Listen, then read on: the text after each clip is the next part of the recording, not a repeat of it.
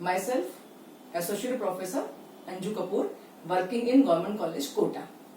आज के हमारे ई लेक्चर का टॉपिक है जनरल कैरेक्टर्स ऑफ एल्गी, यानी कि शैवाल के सामान्य लक्षण।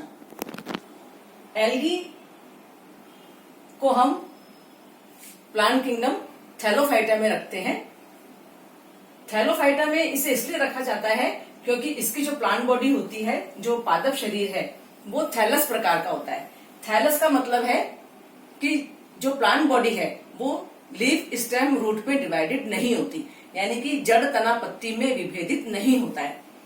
इसमें जो प्लांट बॉडी है एल्गी की, उसका जो थैलस स्ट्रक्चर है उसकी अगर हम बात करें तो ये यूनिसेलुलर भी होते हैं और मल्टी सेलुलर भी हैं, यानी कि एक कोशिकीय पादप शरीर भी मिलते हैं और बहुकोशिकीय पादप शरीर भी पाए जाते हैं। एक कोशिकीय यूनिसेलुलर एल्गा का उदाहरण है क्लेमाइडोमोनास है, क्लोरेला है। इसी प्रकार जो मल्टी सेलुलर ऑर्गेनिज्म है इनमें, उसमें यूलोथ्रिक्स, ओइडोगोनियम, वॉलवॉक्स, कई तरह की एल्गी आती हैं। इसी प्रकार ये जो यूनिसेलुलर या मल्टी सेलुलर एल्गा है, इनमें मोटाइल और नॉन मोटाइल दोनों ही तरह की एल्गी इसमें पाई जाती हैं। इसकी अगर हम हैबिट की बात करें तो जो एल्गी है यानी कि जो शैवाल है, उसका जो मुख्य आवास है वो जलीय होता है। दे आर एक्वेटिक प्लांट्स, मुख्य रूप से जल में पाई जाती हैं, लेकिन कुछ अलग स्पेशल हैबिट्स में भी मिलती हैं। कुछ टेरेस्ट्रियल एल्गी हैं जो कि स्थल में पाई जाती हैं, जैसे कि फ्रिस्चिएला है, बोट्राइडियम है, और उसके अलावा कुछ अनयूजुअल हैबिटेट्स में भी पाई जाती हैं, जैसे कि थर्मोफाइट्स हैं जो बहुत ज्यादा हाई टेम्परेचर पर मिलती हैं, कुछ एपीफाइट्स हैं, कुछ एपिजोइक हैं, कुछ सिम्बायोटिक फॉर्म्स में मिलती हैं और कुछ हेलोफाइट्स भी हैं। तो इसका जो नॉर्मल हैबिट है वो तो एक्वेटिक प्लांट्स होते हैं ये, लेकिन उसके अलावा कई दूसरी हैबिट्स में भी ये पाई जाती हैं। इसी प्रकार एक इसकी हैबिट है पैरासाइट। ये पैरासिटिक एल्गी भी इसमें मिलती हैं, जिसका कि अच्छा सा एग्जांपल है सिफेलुरोस वायरसेंस, जो कि टी एंड कॉफी पर रेड रस्ट डिजीज पैदा करती है, उसका कारक है ये, और वहां पर ये पैरासाइट की फॉर्म में मिलती है। इसका जो सेल स्ट्रक्चर है, एल्गी में जो सेल स्ट्रक्चर होता है वो यूकैरियोटिक भी है और प्रोकैरियोटिक। टोटल जो सेल स्ट्रक्चर है उसको हम दो प्रकार में बांट सकते हैं मुख्य रूप से। एक होती है प्रोकैरियोटिक सेल और एक होती है यूकैरियोटिक सेल। दोनों ही टाइप की सेल्स हमें शैवालों में मिलती हैं। जो इसकी क्लास है साइनोफाइसी, या जिसे हम मिक्सोफाइसी भी कहते हैं, उसका जो सेल स्ट्रक्चर होता है वो प्रोकैरियोटिक है। उसके अलावा जो दूसरी मिलने वाली जो शैवाल हैं, जो क्लासेस हैं, उन सब में जो सेल स्ट्रक्चर है वो यूकैरियोटिक टाइप का होता है। इसका जो सेल वॉल है, इसकी सेल वॉल एल्गी की मुख्य रूप से सेलुलोज की बनी हुई होती है, लेकिन कई बार कुछ एल्गी में देखने को मिलता है कि सेलुलोज के साथ पैक्टिन सब्सटेंसेस और कैल्शियम कार्बोनेट वगैरह भी पाया जाता है। रिजर्व फूड मटेरियल की हम बात करें तो इसका जो मेन रिजर्व फूड मटेरियल है वो होता है स्टार्च, लेकिन कुछ एल्गी में स्टार्च के साथ मैनिटोल है, लैमिनेरिन है, ये वाले रिजर्व फूड मटेरियल्स भी पाए जाते हैं। पिगमेंट्स, जो इसमें पिगमेंटेशन है, मुख्य रूप से इसके जो पिगमेंट्स हैं वो क्लोरोफिल्स हैं, chlorophyll A, B, C, D, E. Chlorophyll के अलावा इसमें कैरोटीन्स पाए जाते हैं, ज़ैंथोफिल्स हैं एंड फाइकोबिलिन्स पाए जाते हैं।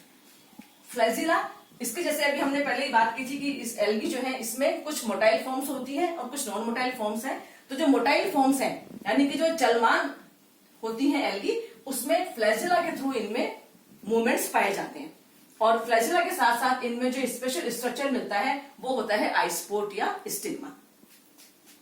न्यूट्रिशन, ये जो एल्गी है, एल्गी मुख्य रूप से ऑटोट्रोफ्स होती हैं। न्यूट्रिशन के आधार पर हम किन्हीं भी ऑर्गेनिज्म को दो प्रकार से बांट सकते हैं। एक होता है ऑटोट्रोफ्स और दूसरे होते हैं हिट्रोट्रोफ्स। ऑटोट्रोफ्स वो होते हैं जो खुद अपना फूड सिंथेसाइज कर लेते हैं। तो जो एल्गी हैं, क्योंकि इनमें क्लोरोफिल बहुतायत से पाया जाता है, इसलिए इसकी वजह से ये ऑटोट्रोफ्स होते हैं, यानी कि ये फोटोसिंथेसिस के द्वारा अपना फूड खुद सिंथेसाइज कर लेते हैं, दूसरे पर डिपेंड नहीं होते। यहाँ पर भी जो एक्सेप्शनल केस है, जो कि एक अपवाद है, जो पहले भी बताया था कि इसमें सिफेलुरोस वायरसेंस है जो कि पैरासाइट है, वो हिट्रोट्रोफ है।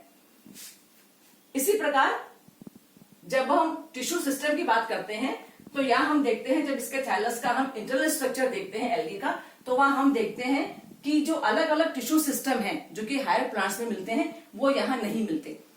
इसका जो थैलस स्ट्रक्चर है उसके एनाटॉमी में हम देखते हैं कि पूरा ही जो थैलस है वो पैरेन्काइमेटस होता है, जबकि औरों में हम देखते हैं कि वहां पे हमें स्क्लेरेन्काइमेटस सेल्स मिलती हैं, पैरेन्काइमेटस है, जाइलम है, फ्लोएम है।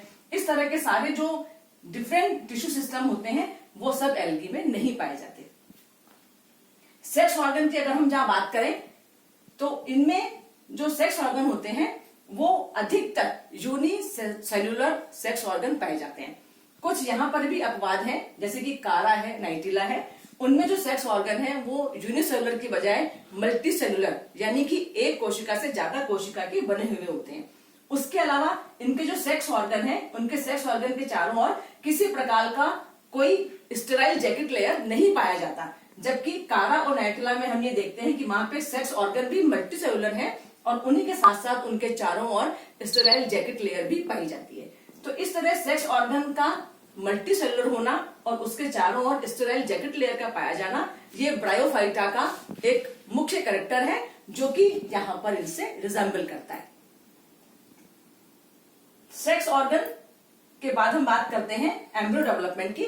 तो जब इसमें रिप्रोडक्शन का समय होता है, रिप्रोडक्शन होगा और सेक्सुअल रिप्रोडक्शन होता है, तो सेक्सुअल रिप्रोडक्शन में गैमेट्स फॉर्म होते हैं। मेल एंड फीमेल गैमेट्स का फॉर्मेशन हुआ, मेल फीमेल गैमेट्स की फ्यूजन होने से जाइगोट बनता है, जो हर प्लांट्स में हम देखते हैं ऐसा ही होता है। जाइगोट बनने के बाद जो हायर प्लांट्स हैं उनमें जाइगोट के बाद एम्ब्रियो फॉर्मेशन होता है और उस एम्ब्रियो से फिर नया प्लांट डेवलप होता है।